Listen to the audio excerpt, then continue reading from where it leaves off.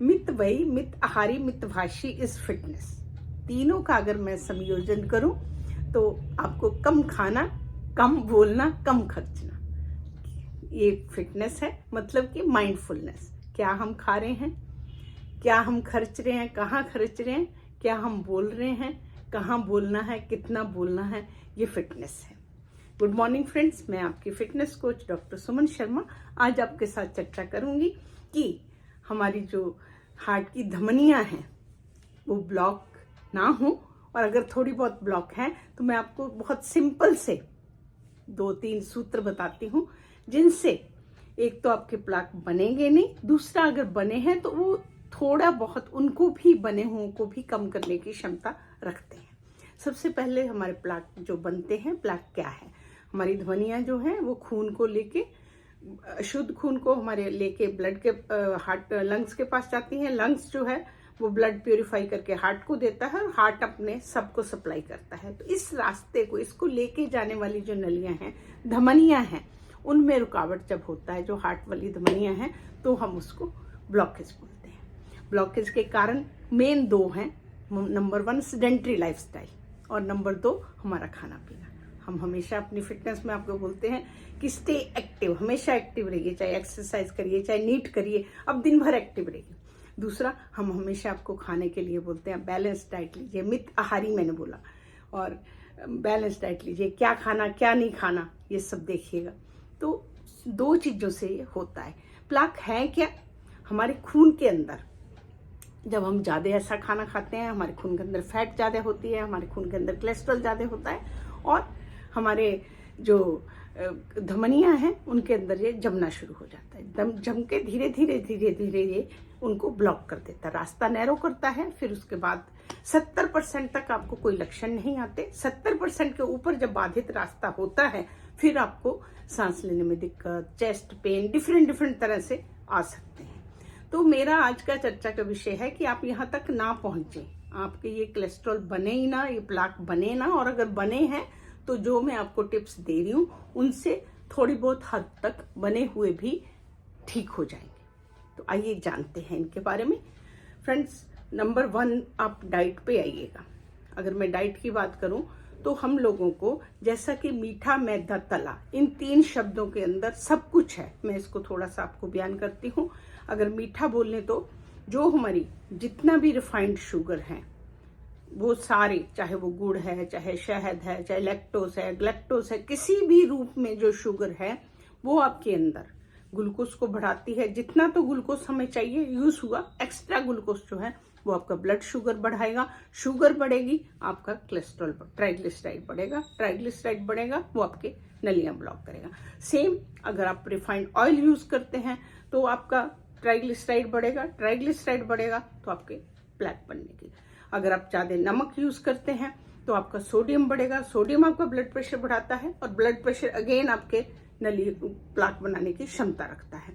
अगर आप refined wheat flour use करते हैं, जो मैदा मैंने बोला, मीठा मैदा तला हुआ, तो उसके अंदर आपका पास्ता है, आपकी नूडल्स हैं, आपका मट्ठियाँ हैं, नमकीन है, जो भी आपका उस रिफाइंड फ्लोर से बनता है, वो भी हमारे ट्राइग्लिसराइड एंड शुगर को बढ़ाने की क्षमता रखता है। और ये दोनों चीजें जो हैं, बढ़ा हुआ ट्राइग्लिसराइड एंड बढ़ी हुई शुगर, हमारी जो धमनियों में है, पहले इन्फ्लामेशन करता है, और हमारे प्लाक बनने के लिए, उसको जुड़ने के लिए, उसके वहां रुकने के लिए स्वेलिंग सबसे पहला पोर्शन है। अगर वहां पे स्वेलिंग होगी तभी प्लाक बनेगा। तो फ्रेंड्स, आप इनको रिप्लेस करिए। ये खून गाढ़ा करने वाले पदार्थ हैं, आप इनको ध्यान में रखिएगा, माइंडफुल रहिएगा। खाना है ओकेजनली, नॉट रोज। और उसके बाद दूसरा मैं आपको बात करती हूँ मॉडरेट इंटेंसिटी एक्सरसाइज। जो मॉडरेट इंटेंसिटी एक्सरसाइज है, पहले आप वार्म अप करें, थोड़ा सा राउंड लें, उसके बाद की जो एक्सरसाइज है, जॉगिंग, साइकिलिंग, आपका स्ट्रेंथ ट्रेनिंग, ये जो है ऐसा पाया जाता है कि ये आपके हाई बीपी, हाई शुगर, आपके बढ़े हुए कोलेस्ट्रॉल और आपकी ओबेसिटी, चारों को कंट्रोल करता है। और ये चारों जो है, ये हमारे जो प्लाक हैं उनके लिए पोषण है, उनके लिए न्यूट्रिशन है। हमने किसी चीज को बढ़ाना है तो उसे अच्छी अच्छी चीज देते हैं।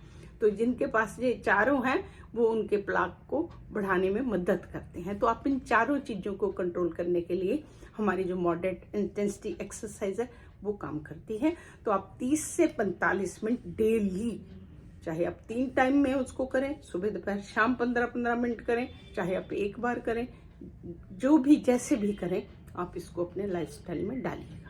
नंबर 3 पे मैं बात करती हूँ आपकी yoga and meditation. Friends, research ने शो किया है जो लोग रेगुलरली योगा करते हैं उनका ब्लड प्रेशर में कमी आती है, उनके हाई कोलेस्ट्रॉल में कमी आती, उनकी स्लीप के पैटर्न में, जो उनकी स्लीप की डेप्थ है, क्वालिटी ऑफ स्लीप इम्प्रूव होता है और वो लोग कामनेस की तरफ जाते हैं। ऐसा होता है जब हमें कोई ऐसी हमारी सर्कमस्टेंसेस आ गई, हमारा कोई फैमिली में नियर एंड डियर लॉस हुआ, जहाँ हमारा कोई फाइनेंशियल लॉस हुआ, जहाँ हमारा कोई गुस्सा हमें बहुत आता है, जहाँ हमारा फिजिकली स्ट्रेस हुआ, हम जिम कर रहे हैं, ज़्यादा हमारे हार्ट पे लोड आ रहा है, जहाँ हम डांस कर रहे हैं, हार्ट पे लोड आ रहा है, ऐसी कंडीशंस में हमारा सिंपैथेटिक नर्वस सिस्टम जो है वो हाइपर एक्ट होता है और उसके हाइपर एक्टिव होने से हमारा जो है बीपी बढ़ता है, हमारा हार्ट रेट बढ़ता है और इस दौरान हमारी धमनियों में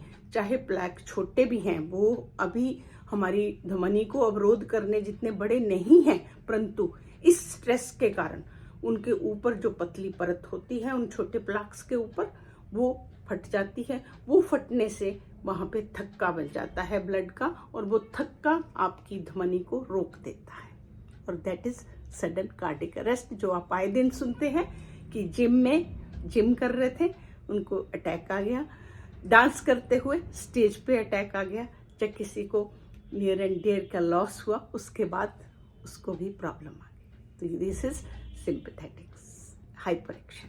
तो friends, yoga and meditation is the only way. अगर आपको गुस्सा भी ज़्यादा आता है तो आप इसको अपनी लाइफ में जरूर ऑप्ट करें। Consistency is the key. Regular करें, एक दिन में आपको शांति नहीं मिलेगी। बहुत से लोग आपको मिलेंगे आपके सराउंडिंग में जो बोलते हैं कि दिस इज लाइफ चेंजिंग। तो आपको भी माइंड कंट्रोल में, क्योंकि फिटनेस इज ए माइंड, हम सोचेंगे वहाँ से, तो इसलिए योगा एंड मेडिटेशन आपके ब्लॉक को भी, जो हार्ट को ब्लॉक आर्टिस्ट को करते हैं, उसको भी रोकने में मदद करता है। तो फ्रेंड्स, मैं यहीं पे सम अप करती हूँ कि अगर हम मीठा मैदा तला ना खाएं और उसकी जगह हम क्या खाएं, फाइबर ऐड करें। फाइबर आपको हरी सब्जियाँ, रंग बिरंगे फ्रूट्स, आप फर्मेंटेड फूड लें, जो दही है, किमची है, सिरका है, कांजी है। आप गुड फैट्स लें, जो ओमेगा 3 फैटी एसिड है, एंटी इन्फ्लामेटरी है, इन्फ्लामेशन नहीं होगी, आपको प्लैक नहीं बनेगी। कहाँ से मिलेगा ओमेगा 3 फैटी एसिड? आपको ऑलिव ऑयल से मिलेगा, आवाकाडो से मिलेगा, अलसी से मिलेगा, वॉलनट से मिलेगा, बादाम से मिलेगा। इसको क्वांटिटी को अंडर कंट्रोल करके इसको ऐड करें और अपने वेट को कंट्रोल करें, अपना योगा करें, मेडिटेशन करें, पानी प्रॉपर लें और प्रॉपर स्लीप लें, तो आपके भी प्लैक्स नहीं बनेंगे और हम फिट इंडिया में एक कदम आगे बढ़ के हम फिट रहेंगे तो इंडिया फिट रहेगा। मेरे साथ जुड़िए, मैं कल फिर आपसे मिलती हूँ।